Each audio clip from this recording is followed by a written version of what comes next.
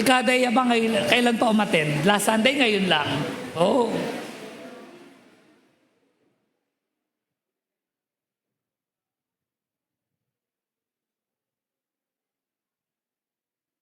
Sige po. Yung iba ay natuyuan ng, ng tubig sa katawan nitong ating praise and worship.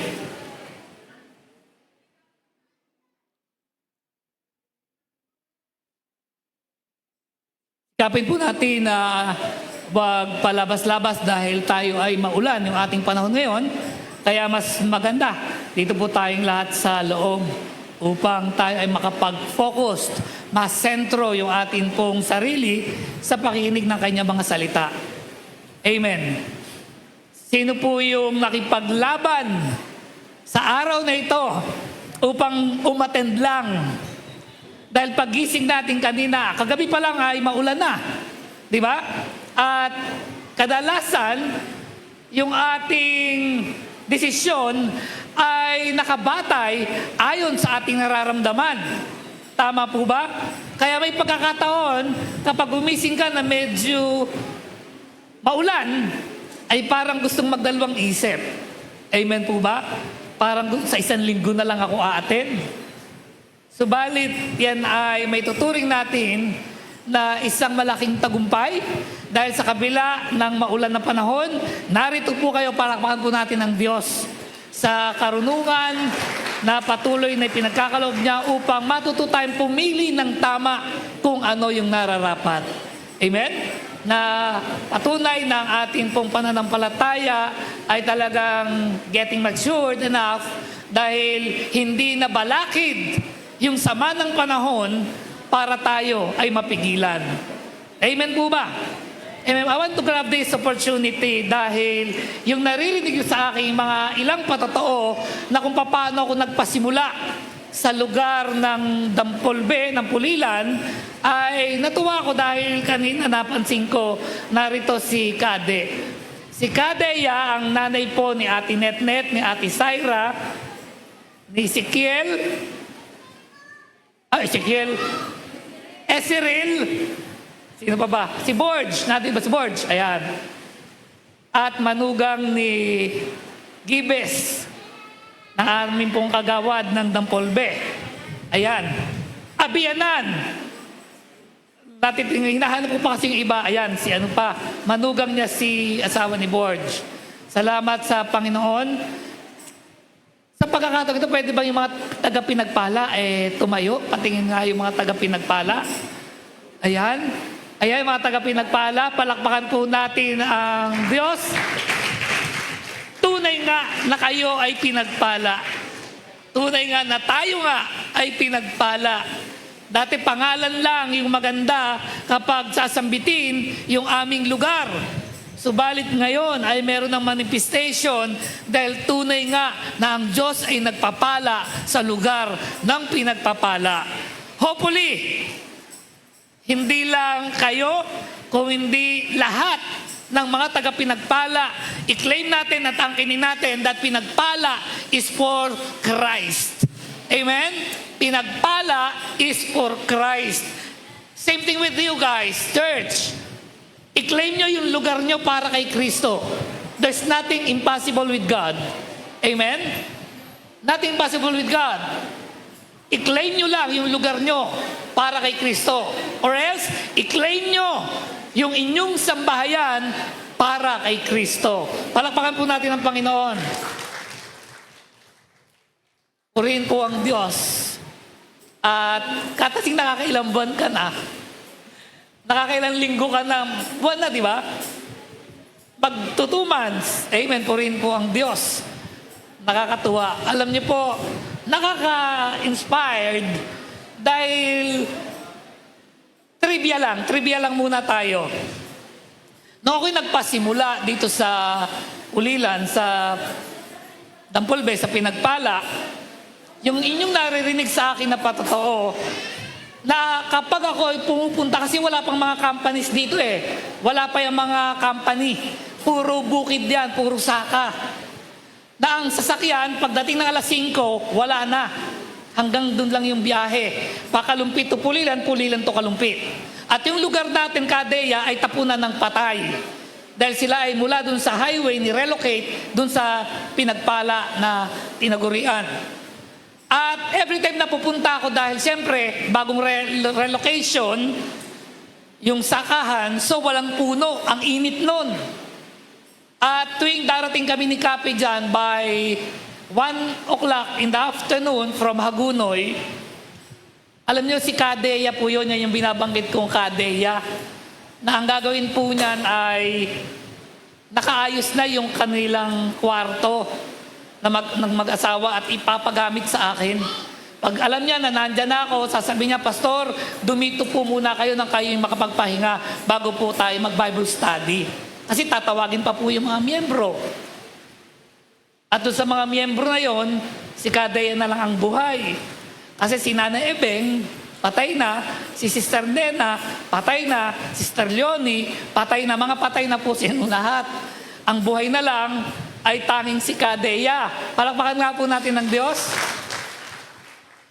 Kaya yung ginawa ni Kadeya sa akin ng mga panahon na yon, talaga namang hindi ko makakalimutan dahil hindi po madali yung galing sa Hagunoy, kainitan pagdating dito sa Pulilan, pero naka-reserve yung kanyang kwarto para ako ay makapagpahinga. Nakalagay na yung electric fan doon, lahat. Kaya salamat dahil may ginamit ang Diyos na nagbigay sa akin ng hamon upang makapagpatuloy sa pagpapasimula ng gawain sa lugar na ito. At kung paano ang Diyos ay gumamit ng kakalinga sa akin sa panahon na ako ay pumaparito sa Pulilan, may ginamit din naman ang Diyos na kung saan pag alam na nandun ako, magluluto si Katasing ng sampurado. Yan yung mga binabanggit ko sa akin patotoo na hindi ko pwedeng makalimutan. Na gusto ko lang patunayan sa inyo nung panahon na ako'y nagsisimula, may itinalaga ang Diyos para gamitin sa kanyang lingkod. Kaya nakakagalak after so many years, almost ilang years, since 1998, up to this day, ilang taon yon, di ba? Tapos makikita ko sila na naandito ngayon. At dahil lumago yung gawain natin dito sa Pinagpala, yung kay Nana Ninitang bahay lang yung ginagamit namin. Ayun, si Nana Ninita pala, kasalukuyang bedridden. Si Nana Ninita yung nagdala sa amin dito sa lugar na ito, kaya nagkaroon ng gawain. At dahil lumalago yung ating gawain that time, may ginamit po ang Diyos para mula dun sa ginagamit naming mga lugar na temporary lang, ang Diyos yung gumawa ng kaparaanan sa buhay ni Sister Telma. Alam niyo, malakas ang loob ng babaeng yan. Para makapagpasimula kami, kasi nabigyan nga tayo ng lupa sa may Pinagpala, para mapasimulan yung construction. Alam niyo po ba yung paraan na ginawa ni Sister Telma? Dahil kaibigan niya yung ads, kaibigan nila Katasing yung ads, yung hardware.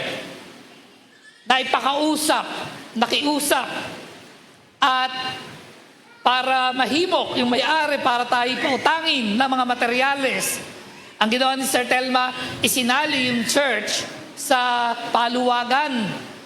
At yung unang sahod, ibibili ng materials. Palakpakan nga natin ng Diyos sa buhay ni Sister Telma.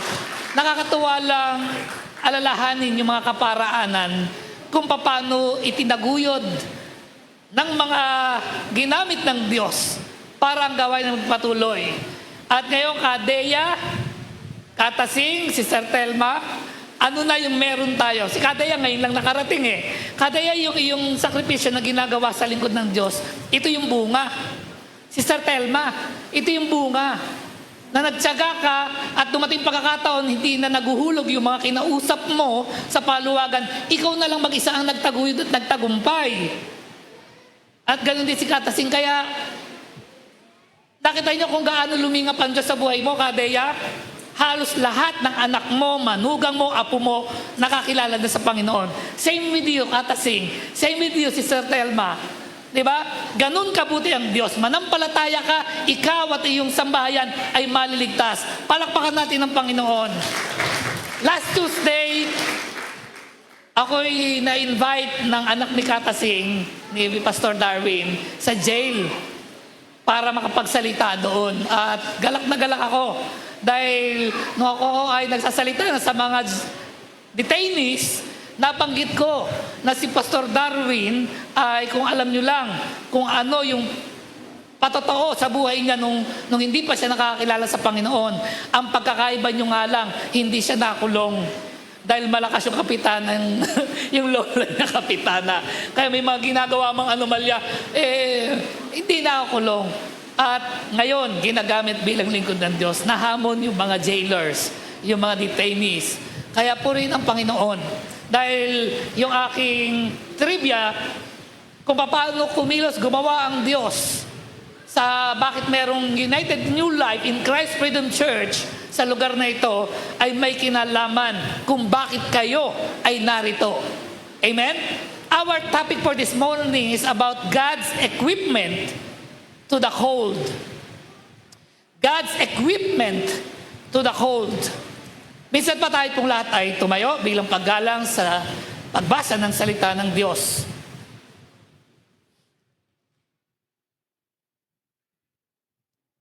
According to the book of 2 Timothy chapter 1 and verse 9, atin pong sabay-sabay na basahin. 2 Timoteo, ikalawang Timoteo 1:9. Tayo pong lahat. Ginawa niya ito dahil, hindi dahil sa anumang nagawa natin, kundi ayon sa kanyang layunin at kagandahang loob.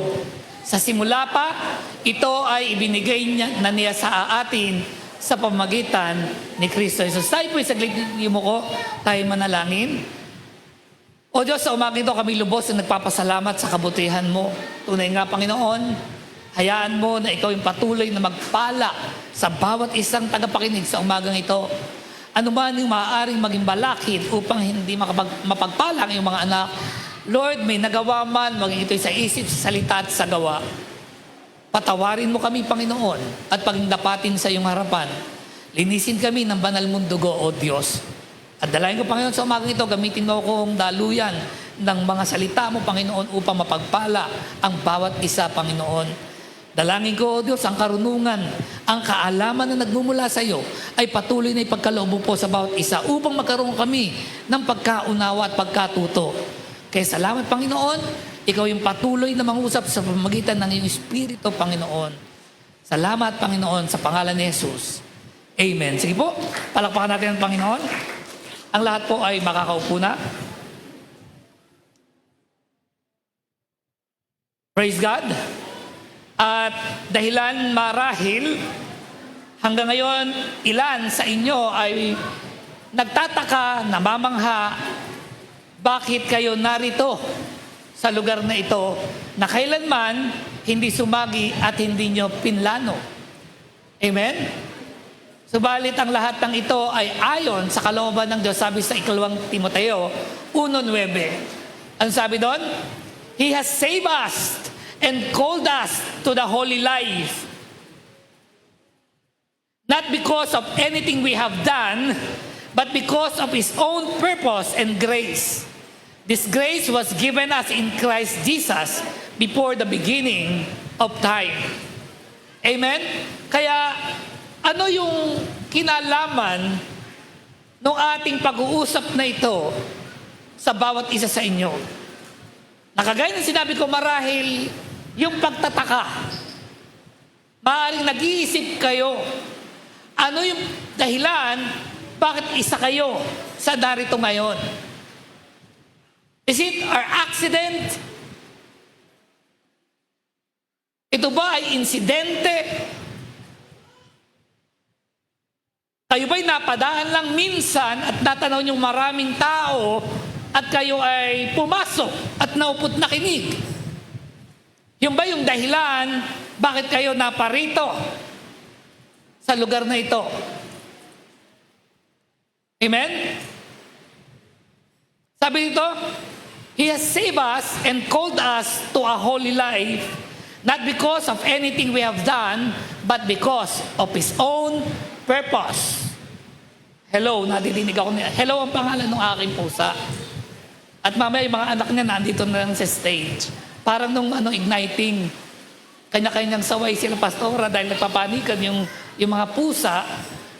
Alam niyo, yung mga pusang yan, pumapasok pala ako. Pag bumusina ako ng naluwang busina, takbuhan na yan, sumasalubong sa akin. Ganyan kilala ng mga hayop na yan, yung tinig ng kanilang amo. Are you getting it? Ganun alam ng mga hayop na yan kung yung presensya ng kanilang amo ay narito sa loob ng lugar na ito. Amen. Kasi napakahalaga. Patalastas lang. Alam niyo po, tandaan po natin, as a human being, God give us the dominion para pangalagaan yung mga nilikha ng Diyos na mga animals. Amen? Yung mga hayop ay sa ating pamamahala, pangangalaga, ipinapamahala. Kaya yan po ay minamahal. Bagamat hindi sila nagsasalita, pero may damdamin po yan. Are you getting it? Are you getting it? Kaya ako po ay napakasarap sa akin pakiramdam pag ako'y nandito na sa loob. Lapitan na lahat sila sa akin. Nakakatuwa. Dahil buti pa sila. Biglang ganun yung hugot eh. No? Biglang ganun yung hugot. No. Kaya hayaan nyo lang. Don't be distracted. Kung makita nyo may pusa dito sa stage, please don't be distracted. Yan ay aking alipores. Amen. Kaya ibig sabihin, dahil sa dakilang layunin ng Diyos, bakit ka narito?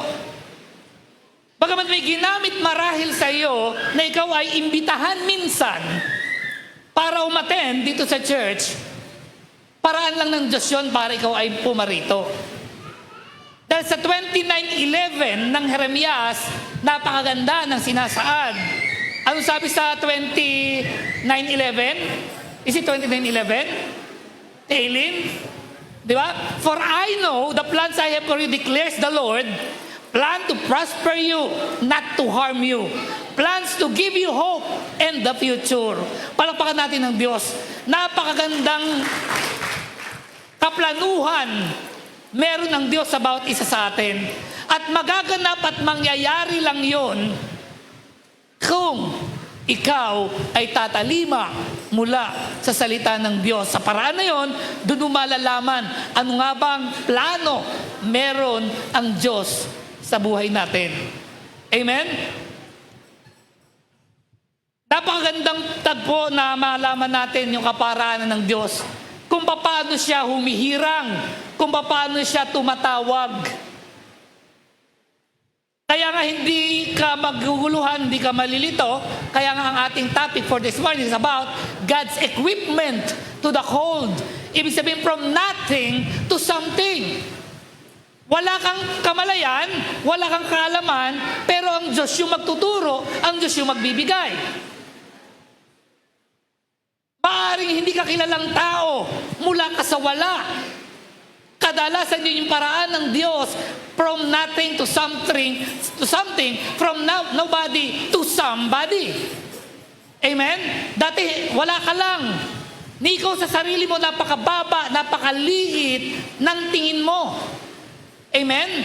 From nobody to somebody. Pero dahil ikaw ay tinawag ng Diyos, bibigyan ka ng imahe ng Diyos na kung saan para ikaw ay kilanlin. Amen? Sa aklat ng Himala at Salot sa Ehipto. Ito yung time, ito yung panahon na kung saan nais magpakilala ng Diyos bilang isang Diyos na makapangyarihan sa mga pagano, sa mga tao na hindi kumikilala sa Diyos. Makikita natin dito yung kapangyarihan meron ng Diyos upang siya ay makilala. Kakaiba ang Diyos kapag gusto niya magpakilala. Dahil magagawa niya ang lahat ng bagay, kilalin lang siya. Amen. In verse 1, ano sabi doon? Sinabi ni Yahweh kay Moises, gagawin kitang parang Diyos sa harapan ng Faraon. At At ang kapatid mong si Aaron ang magiging tagapagsalita mo.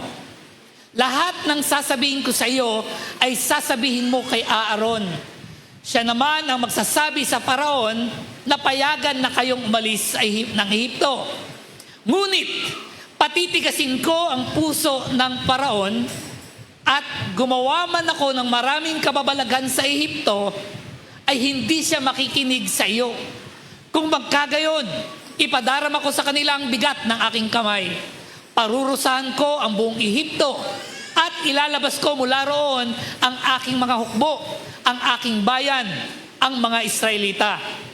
Makikilala ng mga Ehipsyo na akong si Yahweh kapag natikman nila ang bigat ng aking kamay at inilabas ko na sa Ehipto ang mga Israelita. At ginawa ni na Moses at Aaron ang lahat ng inuutos ni Yahweh. 80 taon si Moises at 83 naman si Aaron nang makipag-usap sila sa Faraon. Sinabi pa ni Yahweh kina Moises at Aaron, kapag sinabi sa inyo ng Faraon na magpakita kayo ng kababalaghang bilang katunayan na nagpasugo ng pagkasugo ko sa inyo, sabihin mo kay Aaron na ihagis ang kanyang tungkod sa harapan ng Faraon at magiging ahas iyon. Nagpunta nga sila sa Faraon tulad ng sinabi ni Yahweh. Pagdating doon, inihagis ni Aaron ang kanyang tungkod sa harapan ng Faraon at ng mga tauhan nito at naging ahas nga ang tungkod. Kaya ipinatawag ng Faraon ang mga matatalinong tao at mga salamangkero at sa pamamagitan ng kanilang lihim na karunungan ay ipinagaya ang ginawa ni Aaron. Inihagis nila sa lupa ang kanilang mga tungkod at naging ahas din. Ngunit ang mga ito ay nilulon ng tungkod ni Aaron. Gayunmay, nagmatigas pa rin ang Faraon at hindi nakinig ng Moises at Aaron gaya ng sinabi ni Yahweh. Purihin ang Diyos sa kanyang mga salita. Kung titignan natin parang masyadong komplikado yung pong pangyayari, dahil it's very clear na doon sa plano ng Diyos para kay Moises at kay Aaron para tumungo sa Faraon, ano po yung sinabi doon?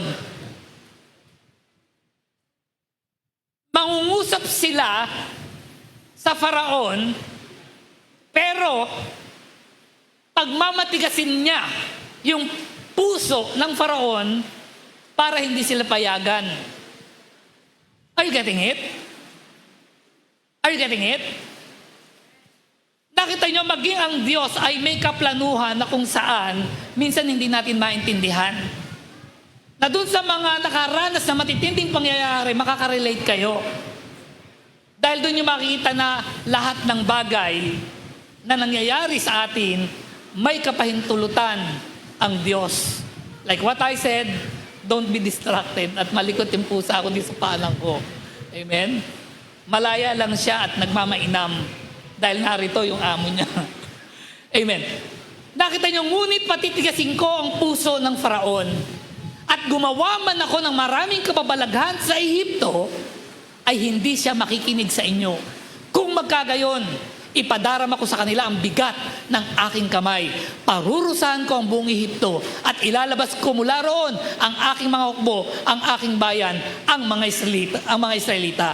Ibig sabihin, anumang kasalimuot ng pangyayari na kinasasangkutan mo, meron tayong isang Diyos na makapangyarihan. At the end of the day, anong sabi doon?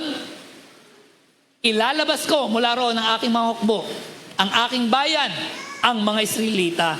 Ibig sabihin, maging sa buhay natin, anuman yung ating kinasusuungan, tandaan nyo, ang lahat ng bagay ay may kapahintulutan ng Diyos.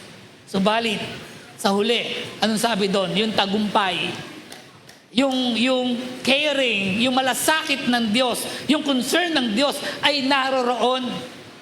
Kaya yung kanyang pangako na hindi kita iiwan ni pababayaan man, hindi ganun kababaw yun.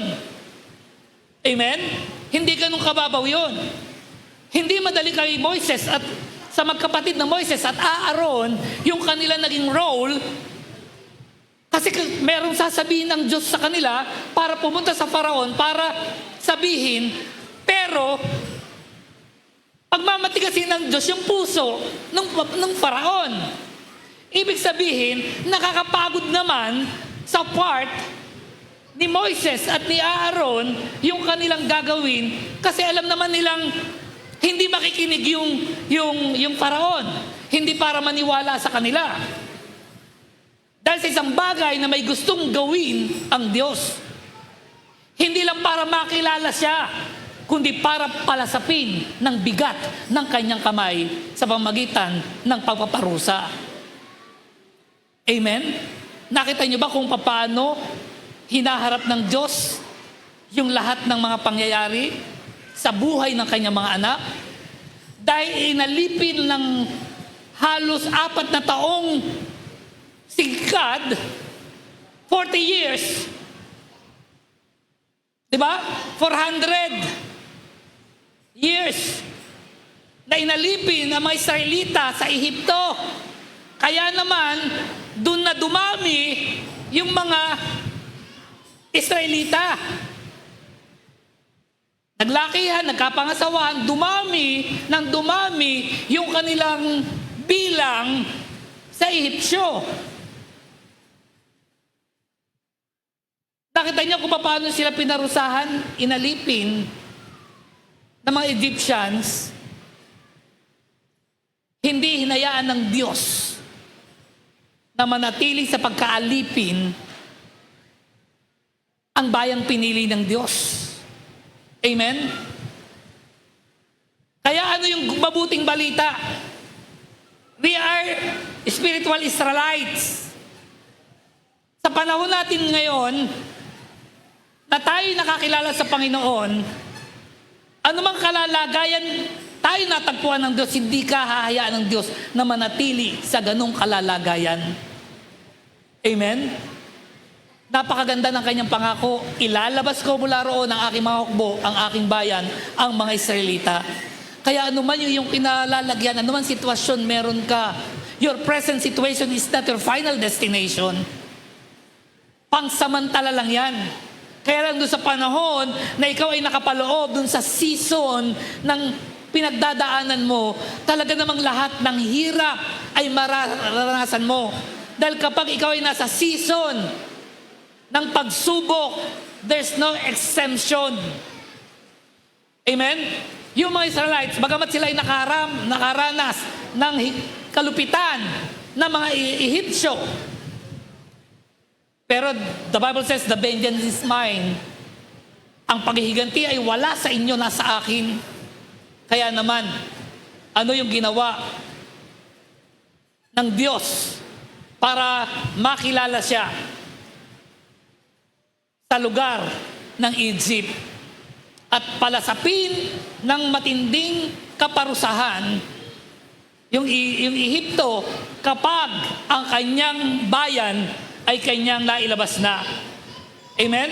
Kaya dito makita natin, tingnan natin yung buhay ni Moses at ni Aaron, kung paano sila tinawag ng Diyos para sa isang dakilang gawain.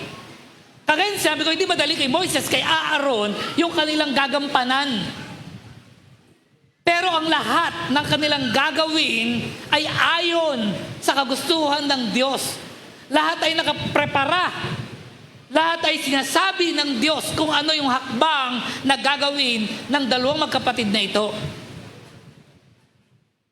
Amen?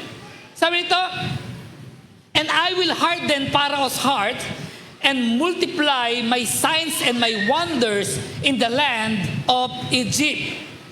God does not require you to be perfectly qualified before He give you a purpose. God does not require you to be perfectly.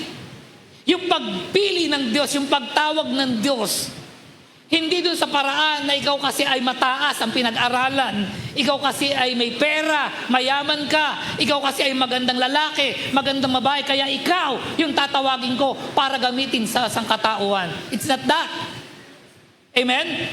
Sabi doon, God does not require you to be perfectly qualified before He gives you a purpose. Amen. Kaya mula sa kung ano yung iyong pinanggalingan, dahil nga sa dakilang layunin ng Diyos, kaya ka narito. Yung tanong kanina, maaaring hanggang ngayon nagtataka ka, bakit ka napapunta sa lugar na ito? Ano yung dahilan? Di ba? Dahil sa kinasangkutan mong pangyayari sa buhay mo, yun yung nagdala at nagtulak sa iyo para pumarito. Para simulan ng Diyos kung ano yung kanyang layunin sa buhay mo. Amen. Amen. Kaya, napakasarap na makita at maunawaan yung malinaw na dahilan ng Diyos sa pagkakatawag sa atin. Na sa dami nga naman ng tao sa lugar na pinanggalingan nyo, bakit isa ka sa narito ngayon? Amen? Sabi doon, when God summons you to a task, He provides the supernatural strength, spiritual gifts, and wisdom necessary to accomplish it as follows. Ito yung mga ilang sumusunod na kung saan, kung paano tayo ihahanda ng Diyos sa kanyang pagkakatawag sa atin. Ang sabi doon, He provides the supernatural strength, spiritual gifts, and wisdom necessary to accomplish it. Amen. Kaya, wala kang dapat ikatakot, wala kang dapat ipangamba. Na darating yung isang araw, naghahayag ka na rin ng salita ng Diyos. Ilang taon si Moses, ilang taon si Aaron nung gamitin sila ng Diyos? Moses was 80 years old and Aaron was 83. Sino yung pinaka may edad na nasa life class ngayon? Sino yung may edad? Sino ba yung nakakaalam ng inyong ng inyong mga nag-enroll sa life class? SOL. Sino yung pinaka may edad?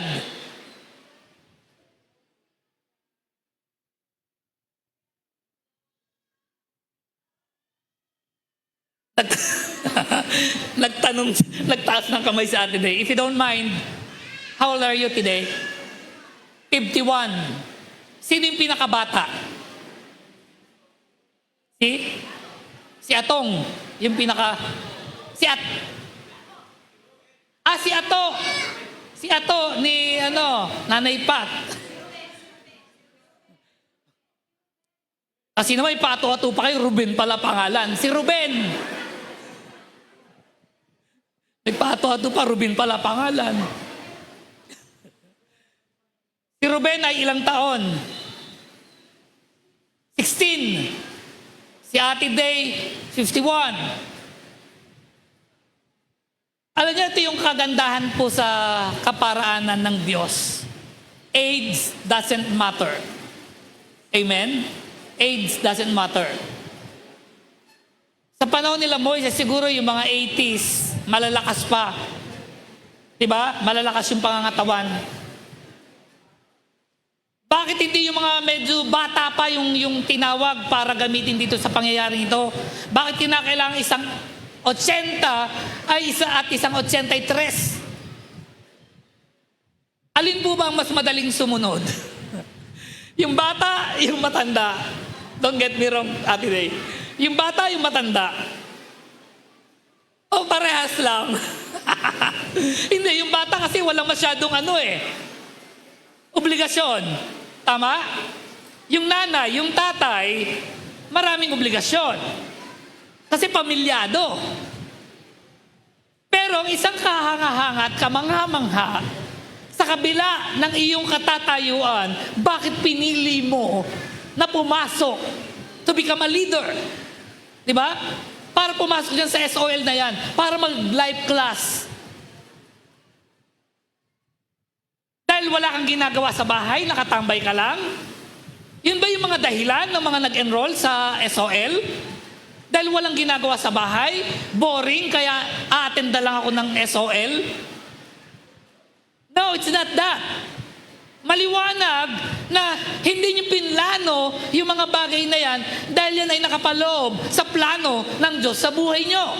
At dahil sa pag-attend nyo, sa pagpapatuloy nyo, nagkakaroon kayo ng nourishment sa Word of God, dumarating pagkakataon, nagdidesisyon kayo. Pero hindi nyo namamalayan, ang lahat ng yan ay ayon sa layunin ng Diyos sa buhay nyo. Susunod ka na lang. Kaya nga maganda rito yung pagtawag ng Diyos sabi ko nga minsan, pinapahintulutan ng Diyos na masadlak ka doon sa napakatinding sitwasyon ng buhay mo na wala kang pwedeng puntahan kung hindi ang Diyos. Na wala ka nang pwedeng lapitan kundi ang Diyos lang. Amen? May mga pagkakataon pinapahintulot ng Diyos na masadlak ka sa pinakamatindi at mabigat na suliranin sa iyong buhay para yun yung magdala, magtulak sa iyo para tumugon sa tawag o panawagan ng Diyos. Amen? Amen? Kaya nga dito, ang hirap kay Moises at kay Aaron. 'Di ba? Ang sabi doon, sinabi ng Panginoon kay Moises, makinig ka. Gagawin kitang parang Diyos sa Faraon. 'Di ba? Parang ang sarap na nasabihan ka ng Diyos. Gagawin kitang Diyos sa lugar nyo. Gagawin kitang parang Diyos sa lugar nyo.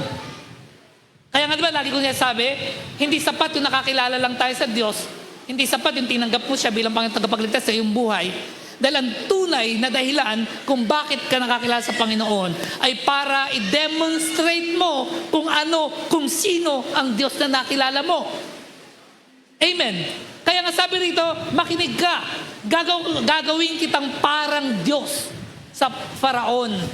Ibig sabihin, lahat ng gagawin ni Moses ay yung mga bagay na hindi pangkaraniwan. Amen.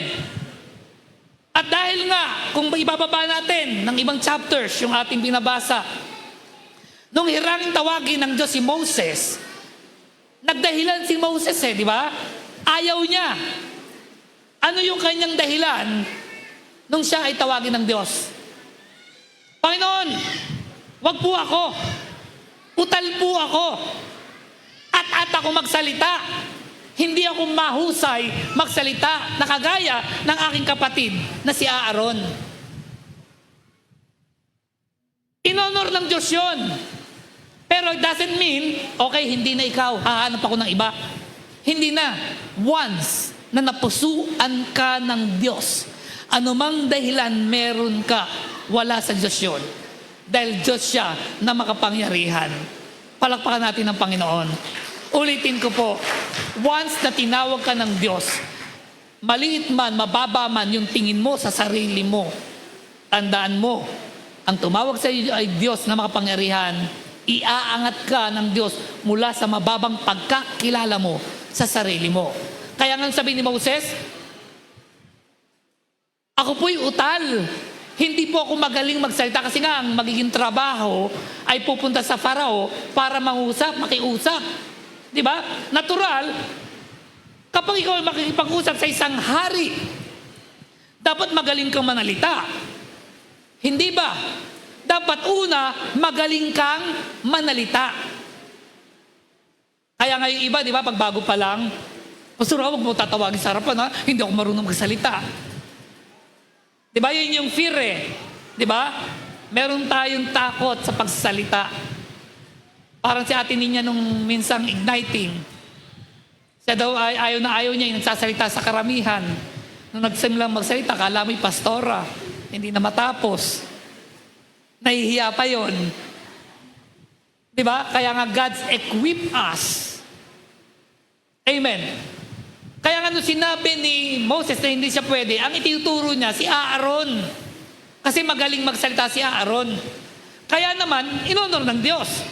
Nung panahon na kailangan na sila'y gamitin, ano sabi doon? Makinig ka, gagawin kitang parang Diyos sa Faraon. Makikipag-usap ka sa kanya sa pamagitan ng kapatid mong si Aaron. Di ba? Dininig yung kanyang request. Tamang hindi siya yung magsasalita, yung kapatid niya. Pero hindi pa rin mawawala si Moses sa kaplanuhan ng Diyos. Di ba? Sabi doon, sabihin mo kay Aaron ang lahat ng sinabi ko sa iyo at ipasabi mo ito sa kanya sa Paraon. Ito yung maganda eh. Pwede namang rekta na lang yung Diyos kay Aaron. Bakit kinakailangan pa na sabihin niya kay Moises at si Moises ang magsasabi kay Aaron? Amen? Di ba?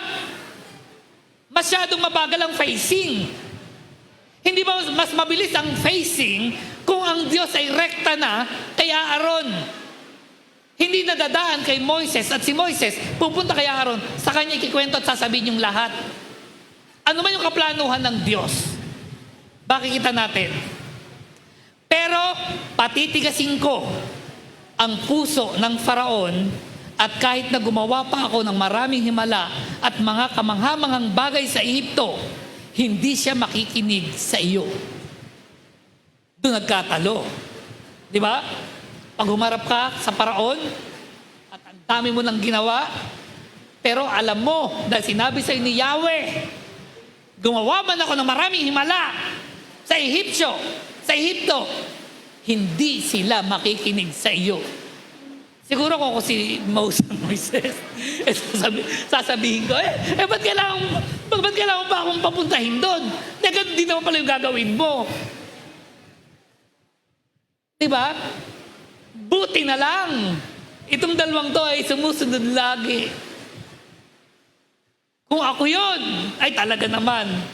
Ganun naman pala, hindi naman pala makikinig, ba't kailangan pa akong pumunta roon? Diba? Pero ano nga ba yung nais ng Diyos na mangyari? Kapag naparusahan na ang mga Ehipsyo at napalabas na ang mga Israelita sa kanilang bansa, malalaman nilang ako ang Panginoon. Gustong magpakilala ng Diyos sa bayan ng Ehipto, sa bayan ng Egypt. Dahil sila ay hindi kumikilala sa Diyos, napakatindi ng kinakailangang mangyari para kilalanin lang ang Diyos.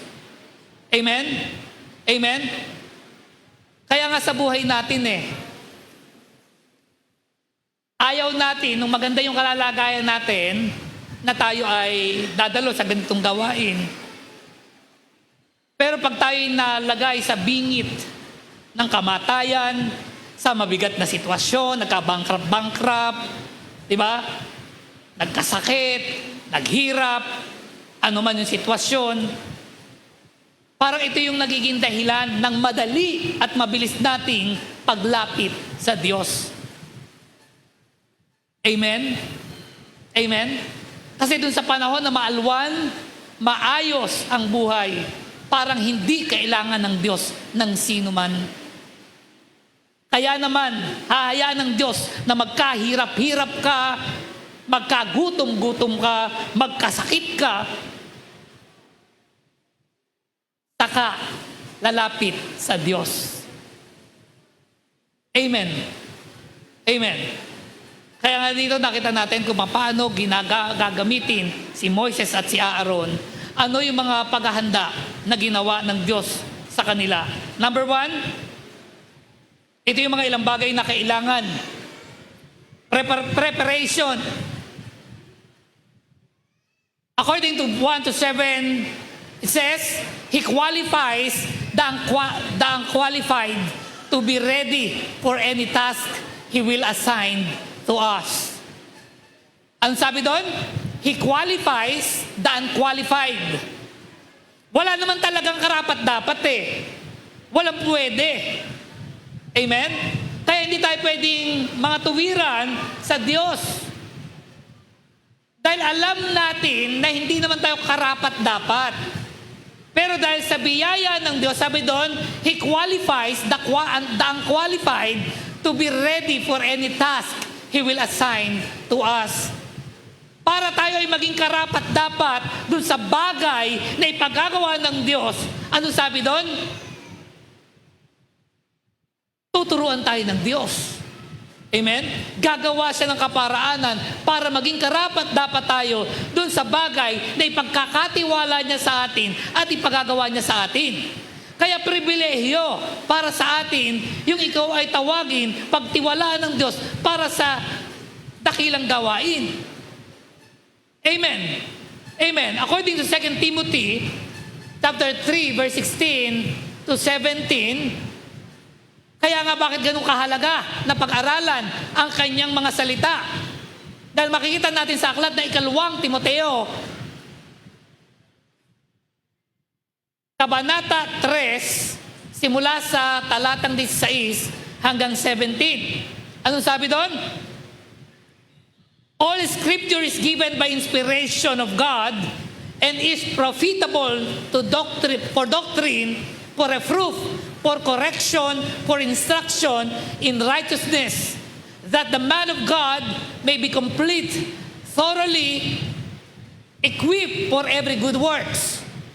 Lahat ng kasulatan ay isinulat sa pamamagitan ng kapangyarihan ng Diyos at mapapakinabangan sa pagtuturo ng katotohanan, pagsasaway, pagtutuwid, at pagsasanay na matuwid na pamumuhay upang maging karapat-dapat at handa sa lahat ng mabubuting gawa ang naglilingkod sa Diyos. Amen? Mula sa hindi karapat-dapat, pagiging dapatin ka ng Diyos sa pamamagitan ng kanyang mga salita. Dahil ano yung kapangyarihan meron sa salita ng Diyos? Ano yung kapangyarihan meron sa salita ng Diyos? Sabi doon, sa pamamagitan ng kapangyarihan ng Diyos at mapapakinabangan sa pagtuturo ng katotohanan, pagsasaway, pagtutuwid, at pagsasanay sa matuwid na pamumuhay. Upang maging karapat-dapat at handa sa lahat ng mabubuting gawa ang naglilingkod sa Diyos. Ganun ka-powerful ang salita ng Diyos. Kaya nga nung Tuesday na nasa jail kami nila Pastor Darwin, sabi ko nga sa mga detainees, na kahit ang rehas na kinalalagyan nila ay walang kapangyarihang magbago ng buhay ng tao. Kahit ang simbahan ay walang kakayahan at kapangyarihan upang magbago ng buhay ng isang tao. Sino man, kahit yung minamahal mo ay walang kapangyarihang magbago ng buhay mo. Dahil maliwanag sa ikalawang Timoteo na ang tanging magbabago lang sa buhay ng tao, walang iba kundi yung salita ng Diyos. Amen? Ganong makapangyarihan yung salita ng Diyos. Kaya nga sabi ni Pastor Darwin sa akin noon, napakakamangha-mangha yung pag-ibig ng Diyos. Nung panahon na yun, Pastor, kapitana yung lola ko. Pinapakinggan, pinapaniwala at kinatatakutan ng mga tao sa lugar namin. Pero ako, hindi ako natatakot sa kanya. Kahit sa magulang ko, kaya nagagawa ko yung lahat ng gusto ko. Pero, nung nakarinig ako ng salita ng Diyos, doon nagsimula na magbago yung buhay ko. Palakpakan natin ang Diyos. Dahilan kung bakit ka nandito, dahil sa salita ng Diyos. Na kung babalik na natin in Old Testament, sa Genesis, di ba? Maging ang Diyos, yung kanyang paraan na ginamit sa paglikha, walang iba kung hindi yung kanyang salita. Amen? Di ba? Yung pagkakalikha dahil sa kanyang mga salita. Kaya dito sa ating pinag-aaralan, ano yung paghahanda na gagawin ng Diyos sa buhay natin? Kaya nga napakahalaga yung panawagan ng church. Diba doon sa may mga potensyal, kaya nga po hinihimo kayo na sino man yung may gusto na pumasok sa live class, yung pumasok sa SOL, diba? School of Leaders, ay magpaalam sa mga cell group leaders nyo na gusto nyong pumasok. To equip you, para turuan kayo. Dahil ito yung mga kaparaanan para marating mo yung tawag sa iyo ng Diyos. Para maunawaan mo ano nga ba ang layunin meron ng Diyos sa buhay mo sa pamamagitan na yung pagtalima sa kanyang mga salita, doon mo makikita. Hindi ako magiging pastor kung hindi ako sumunod sa pinangaral ng pastor ko. Kung hindi ko inunawa at inintindi at isinapamuhay at sinagawa yung ipinapangaral ng pastor ko, wala ako sa kalalagayan ko. Dahil mararating mo yung lugar na pagdadalan sa iyo ng Diyos dahil sa pagsunod at dahil sa pagtalima mo sa Kanyang mga salita. Amen? This is the only thing. Diba? Ang ganda na sinasabi sa 2 Timothy. If Scripture is given by inspiration of God and is profitable for doctrine, for reproof, for correction, for instruction in righteousness, that the man of God may be complete, thoroughly equipped for every good work. Ito lang yon. Kaya kapag inaral mo ng inaral, intentionally, ang salita ng Diyos, magugulat ka isang araw. Kapag may kausap ka, ang inihahayag mo, salita ng Diyos. Amen?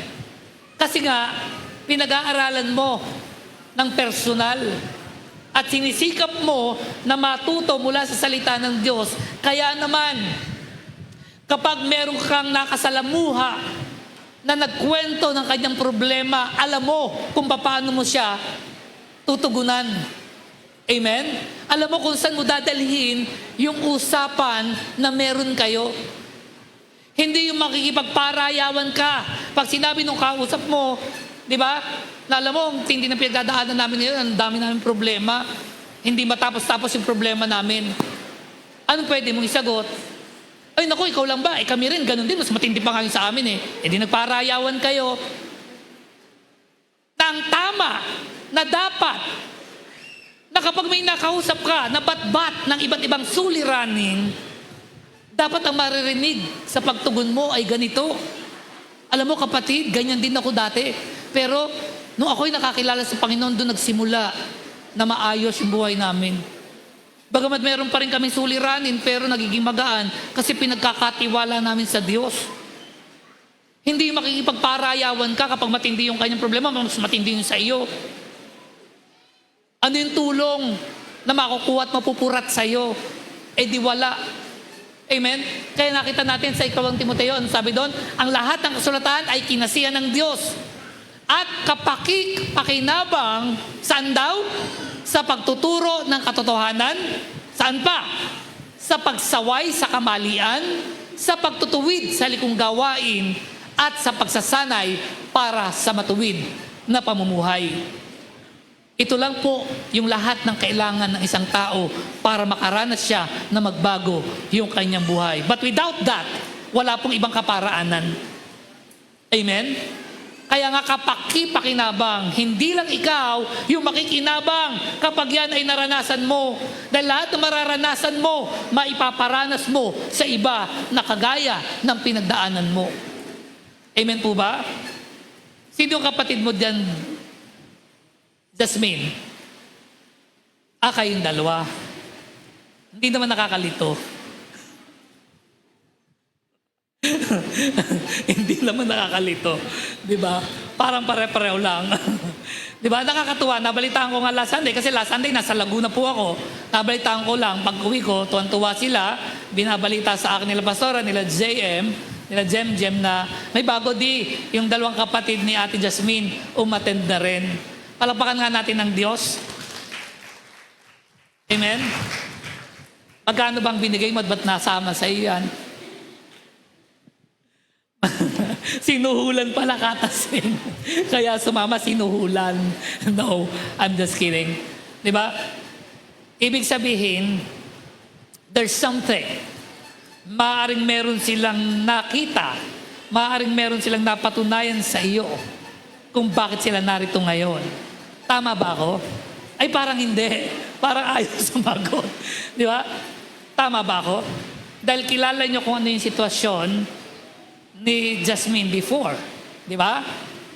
At pag may pangyayari, minsan naandun din kayo.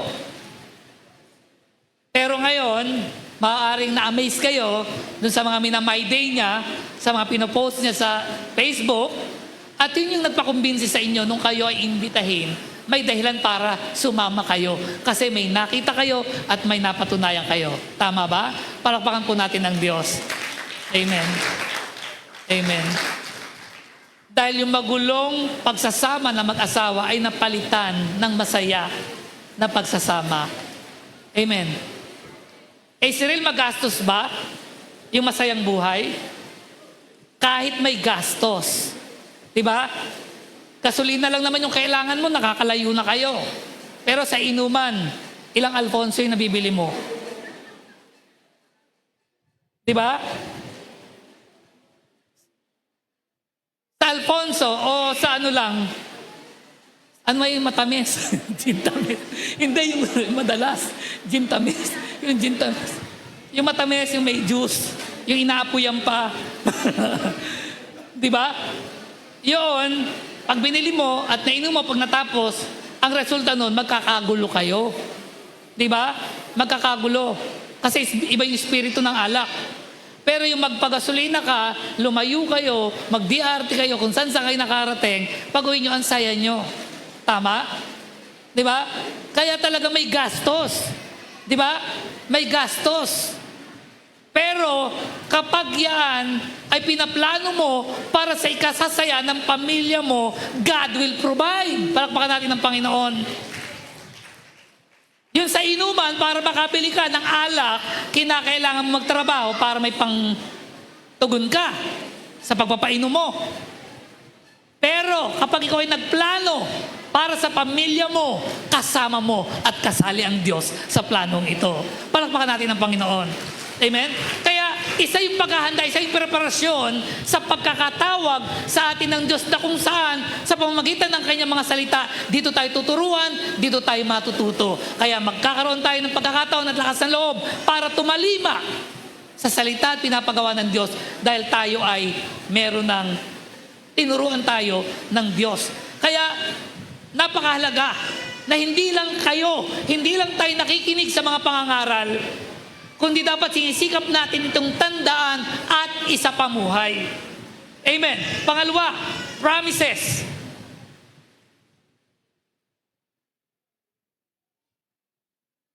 Diba? Sabi doon sa ating introduction, He provides the supernatural strength, spiritual gifts, and wisdom necessary to accomplish it as follow. Una, preparasyon. Pangalawa, promises. In verse 8 to 10, sabi doon, God promises are fulfilled through obedient servants. The miracle happened because they trusted God's instruction. Ano po yung ibig sabihin nun? God promises are fulfilled through obedient servant. Kailan magkakaroon ng kaganapan yung mga pangako ng Diyos? Kailan magkakaroon ito ng kaganapan? Napakaraming pangako ang Diyos na mapapanghawakan. Marami tayong salita ng pangako ng Diyos na naririnig na napakasarap pang hawakan. Ngayon, para ito ay magkaroon ng kaganapan at mangyarit maranasan ng isang nagtitiwala sa Diyos, sabi doon, God's promises are fulfilled through obedient servants. Ano yung requirement? Ano yung kailangan? Maging masunurin. Kaya talaga yung pinag-aralan natin, the power of obedience. Kinakailangan tayo ay matutong sumunod. Dahil dun sa pagsunod natin, sabi doon magkakaroon ng fulfillment yung lahat ng promises ng Diyos. Without obedience,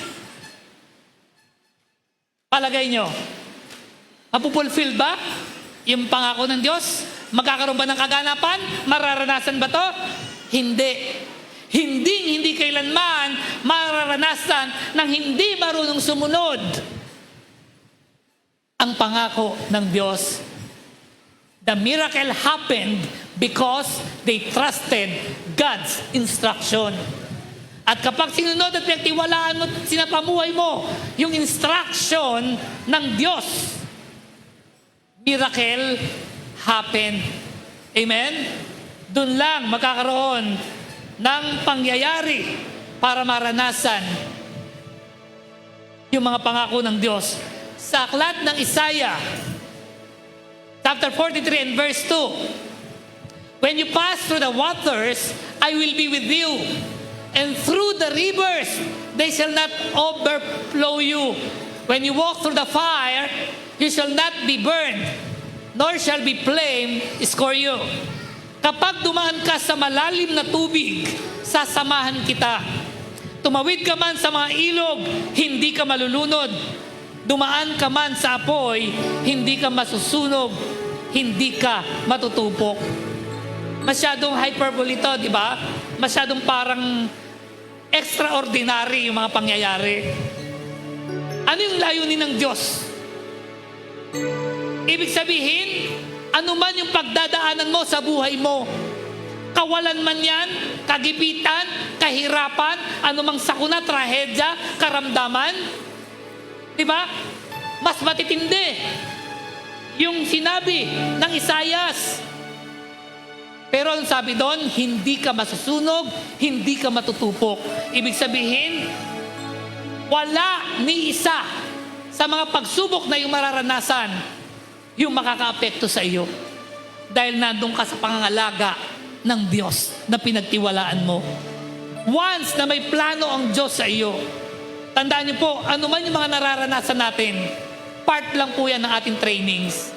Again, kapag ikaw ay pumaloob sa tawag ng Diyos, ano man yung pagdadaanan mo, don't be distracted. That's your training. Amen? Yan lang yung paraan ng Diyos para matuto ka. Dahil iba't iba yung paraan ng Diyos kung paano tayo gagamitin. Amen? Para siya'y makilala. Yun lang naman yung pinaka-purpose nun. Dahil ginawa ng Diyos yung lahat ng himala sa bayan ng Egypt para makilala siya. Kaya sa panahon natin ngayon, kahit yung mga nangyayari sa buhay natin, pwedeng gamitin instrumento ng Diyos para sa ikaliligtas ng ibang tao. Amen? Dahil mula sa pinaglalagyan mo, pwedeng maranasan mo yung tugon ng Diyos. At sa paraan na yon, masasabi mo sa mga tao na dahil sa Diyos, nagtagumpay ka. Palakpakan natin ang Panginoon. And lastly, power. Ano yung una? Preparation. Pangalawa, promises. Pangatlo, power. In verse 11 and 13, ano sabi doon? God has never lost a battle. His power remained unmatched. In 1 Chronicles chapter 29 verse 11, yours, O Lord, is the greatness and the power and the glory and the victory and the majesty. For all that is in the heavens and in the earth is yours. Yours is the kingdom, O Lord, and you are exalted as head above all. Amen? Sa inyo, Panginoon, ang kapangyarihan at kadakilaan, ang kapurihan, katagumpayan at karangalan, sapagkat sa inyo ang lahat ng bagay na nasa langit at nasa lupa, kayo ang hari, O Panginoon, at higit kayo sa lahat. Palakpakan natin ng Diyos. Amen? Church, ito yung Diyos na tumatawag sa bawat isa sa atin. Diyos na nagmamayari ng lahat ng meron sa sanlibutan. Amen? Ano man yung kapangyarihan, meron ang Diyos. Ito yung ipagkakaloob niya kapag ikaw ay tumugon sa kanyang panawagan. Magagawa mo at mapapagtagumpayan mo yung lahat dahil sa kapangyarihan na nagmumula sa Panginoon. Not by power, not by might, but by the Spirit, says the Lord. Kaya hindi ka dapat mangamba. Hindi mo dapat apayin yung sarili mo. Hindi mo dapat tignan yung kakayahan mo. It's God. Amen? It's God. Siya yung Diyos na tumatawag. Siya yung Diyos na maghahanda sa iyo. Siya yung Diyos na nangako sa lahat ng pangailangan mo. At siya yung Diyos na may kapangyarihan upang magawa mo yung kanyang ipinapagawa. Tumatutal, hindi mahirap sumunod sa tawag ng Diyos. Dahil ang lahat ay nakahanda para sa isang tutugon. Amen? para sa isang tutugon.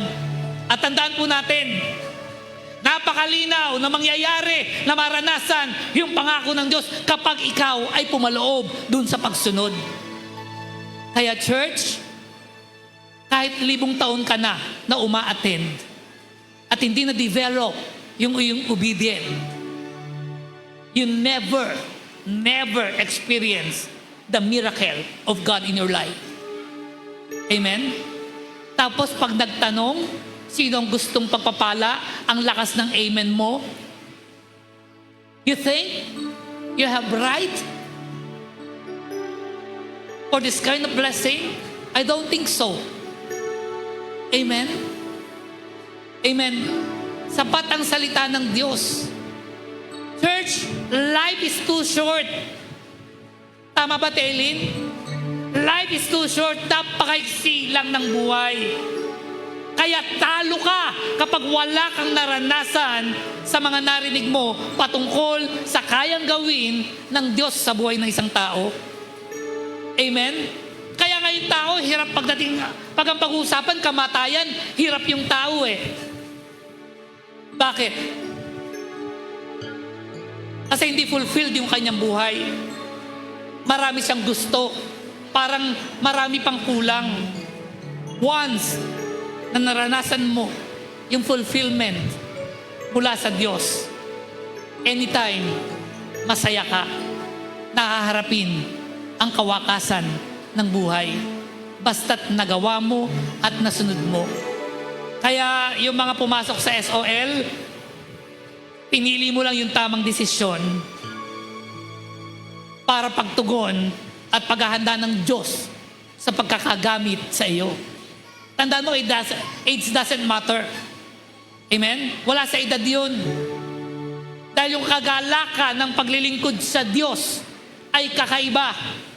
Hindi alintana yung hirap, hindi alintana yung pagod. Dahil ang mararamdaman mo ay yung iyong kasayahan, yung kasiyahan na kapalit ng desisyon na ginawa mo. Amen? Kaya paghahandayan ng Diyos para ikaw ay magamit. At tandaan mo, nasa preparasyon ka pa lang. Pero, yung pangako ng Diyos, kasunod na ipaparanas sa iyo. Palakpakan natin ng Panginoon. Amen? At upang wala kang katakutan, bibigyan ka ng Diyos ng sapat na kapangyarihan na nagmumula sa Kanya para mapaglabanan mo ang lahat ng iyong pagdadaanan. Amen? Amen? Kaya tandaan po natin, when He calls us, He equips us to be victorious. Amen? When He calls us, He equips us to be victorious. Tiyakan po yun. Tiyak yung tagumpay kapag ikaw ay tumugon sa panawagan ng Diyos. Amen. I don't need to worry whenever God calls me because I know He will admonish me. Amen. Tayo pong lahat ay tumayo.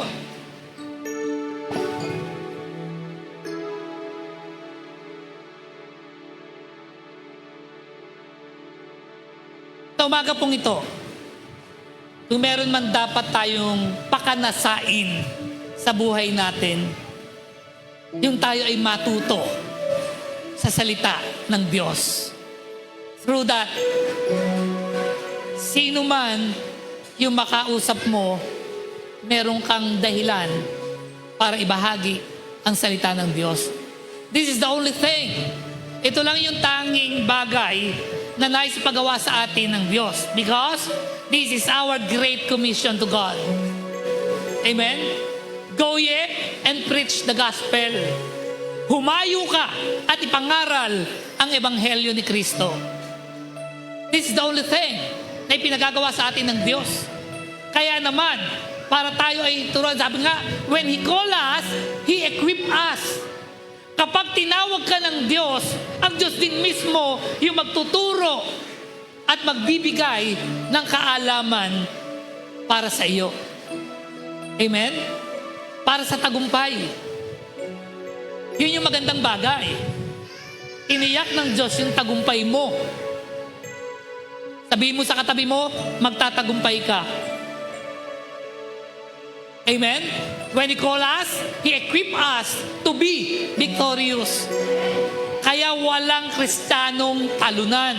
Sabihin mo sa katabi mo, walang Kristiyanong talunan. Amen? Kaya dapat ganyan ang tingin mo sa sarili mo. Sa lahat ng bagay, sa lahat ng gagawin mo, sino man ang kakaharapin mo, ano man ang susuungin mo, dapat hawak mo yung pangako ng Diyos na ikaw ay kanyang pagtatagumpayin sa lahat ng bagay. Tandaan mo, we are not the tail. We are the head. Amen? Sabi mo, hindi ka buntot, ulo ka. Yeah, we need to declare this. Hindi ka buntot, ulo ka. Yung buntot, saan nakalagay? Sa noo? Sa huli? Sa likod? Di ba? Yung ulo, saan nakalagay? Sa taas, kasi ikaw dapat yung may authority. Ikaw yung makapangyarihan. Palakpakan natin ang Panginoon. Amen? Kaya hindi kalugihan yung sumunod at maglingkod sa Diyos dahil dito nakapaloob yung ganda at maayos na buhay na hinahangad ng bawat isa. Amen? Amen? Kaya kung ikaw ay patuloy na magpapatuloy at tatalima sa salita ng Diyos, days from now, years from now, malaki ang iaabante ng buhay mo kaysa sa dati. Amen. Palakpakan natin ang Panginoon. Praise God. Ano sabi dun sa ating huli?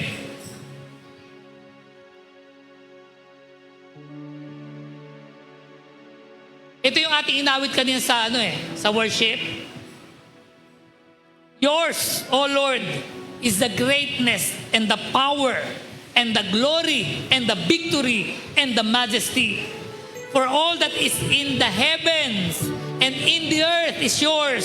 Yours is the kingdom, O Lord, and you are exalted as head above all. Amen? Ito yung Diyos na tumawag sa bawat isa sa atin. Sa iyo, Panginoon, ang kapangyarihan at kadakilaan, ang kapurihan, katagumpayan at karangalan, sapagkat sa iyo ang lahat ng bagay na nasa langit at nasa lupa. Kayo ang hari, O Panginoon, at higit kayo sa lahat. Ano yung dahilan para hindi ka sumunod sa Diyos na tumatawag sa iyo? Amen? Tayong latayo mo ko, tayo manalangin. Ama, sa umaga ito kami lubos na nagpapasalamat sa kabutihan mo. Tunay nga mula sa yaman ng iyong mga salita.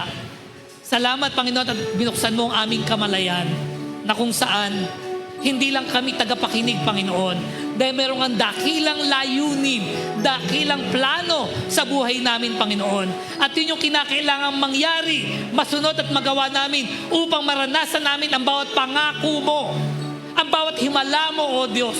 Dahil ang makakaranas lang ng iyong pangako at himala ay yung mga sumusunod tanging sa salita mo. Kaya salamat, Panginoon, dahil magpakasipag man kami sa ganitong gawain. Nakita namin, O Diyos, ito yung nais mo upang kami ay matuto. Dahil ito yung kaparaanan ng iyong paghahanda sa amin.